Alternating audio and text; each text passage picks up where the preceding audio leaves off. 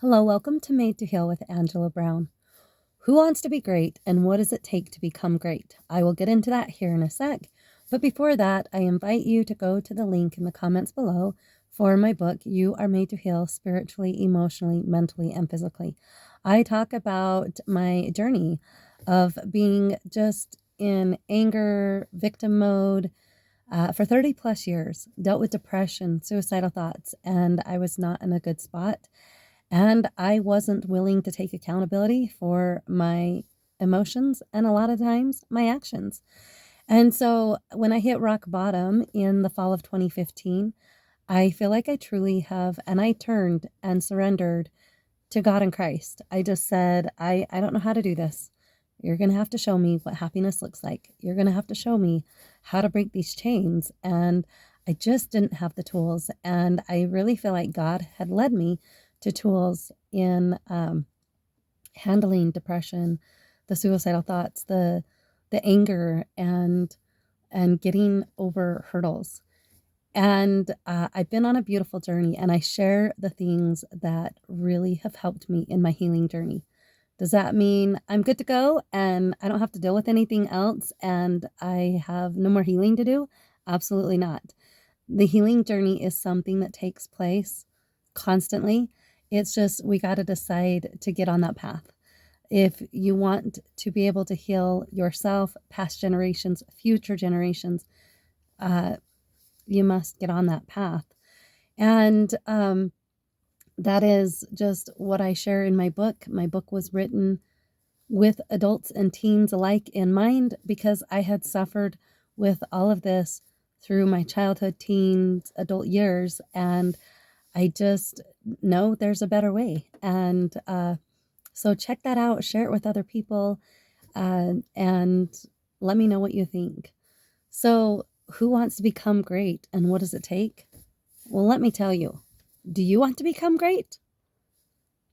I do. I think everybody wants to be great at what they do, great about their passion, what they love. So, what does it take to become great? I want you to think if you are a sports fan, I'm going to be honest here. I am not a sports fan. So I don't understand that realm as much as a lot of other people. But if you happen to be a sports fan and you follow your favorite athlete and they are just, you might idolize them or look up to them because they are so great and awesome, but they just weren't great overnight, right? They weren't great from the beginning. It took a lot of practice and time, sweat, tears, frustration, feeling like they wanted to give up. I'm sure. I am sure of it.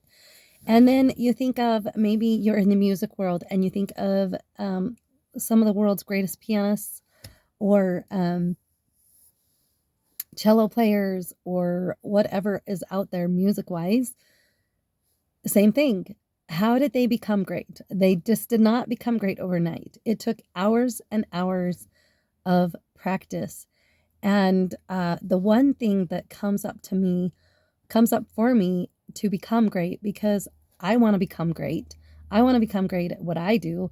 And I think that's a natural desire for everyone is to be great at what they do. And what that requires is CIA, committed, consistent, imperfect action.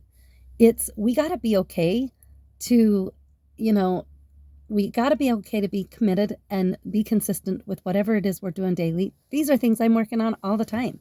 Am I perfect at it? No. Oh, there's that word, imperfect. Yep, imperfect. And action, taking action. And it's being okay with all of those working together. But I'm telling you, the road to greatness, I want you to think of Jesus Christ, the greatest man that ever lived on the earth, because he was the only perfect man that lived on the earth. And I look at his great life, and um, there's none other to compare it to, right? Like you can't compare his life to any other life. Um, so greatness, I think of him because he was the greatest to ever live. And it must have been a lonely, hard road a lot of the times where he probably didn't feel like he fit in. and maybe, so I don't know, it's just a lonely road, I think. I feel like I can relate a lot of times, uh, because, you know, doing great things is hard, and getting on that path, let's just be honest, most people want to just be mediocre. They're okay with being where they're at right now, what's going on, and which is okay, but it requires those that want to become great. It requires for those people to get out of their comfort zone, to get out of their own way, and be willing to get out of their comfort zone and do things that are really hard. And you know, you might feel like you don't find common ground with anybody around you. You're not alone. Christ and God know exactly how you feel. You are definitely not alone in your journey, but it could feel pretty lonely. And it's okay. Just that's part of becoming great. It's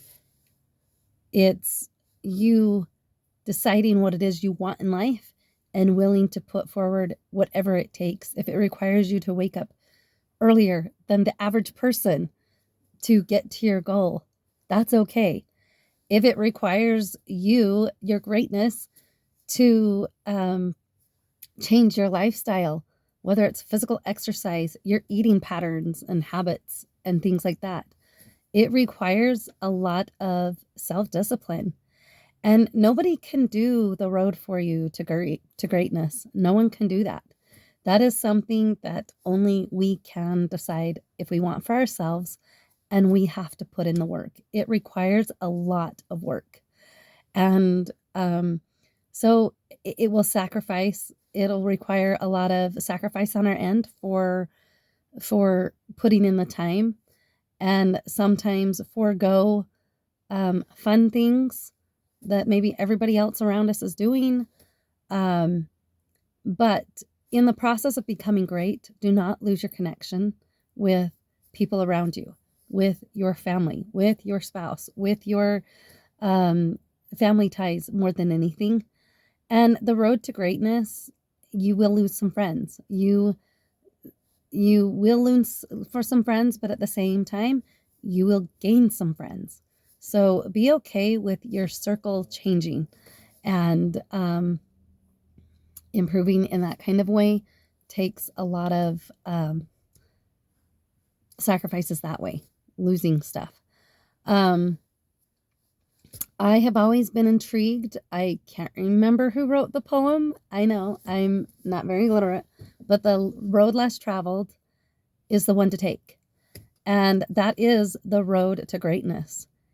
My thing that I've told my kids all growing up, if you see everybody doing it, you might want to second guess that. Is this the right path? Because sometimes we as society just get this tunnel vision of, oh, well, everybody else is doing that. So that's the thing to do. And honestly, it leads to a path of mediocrity.